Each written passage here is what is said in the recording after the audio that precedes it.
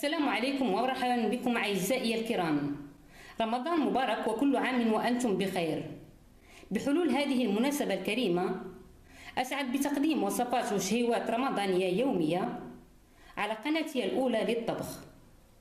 وكما عودتكم دائما، الإتقان، البساطة، النصائح لإنجاح أطباقكم، قد خصصت لكم برامج رمضانية يومية سريعة وناجحة تشمل جميع طلباتكم واقتراحاتكم.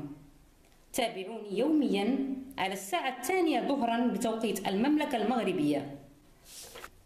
انضموا وقوموا بدعوة أحبائكم وأهاليكم وأصدقائكم لاختيار الأفضل والاشتراك على قناتي الأولى للطبخ.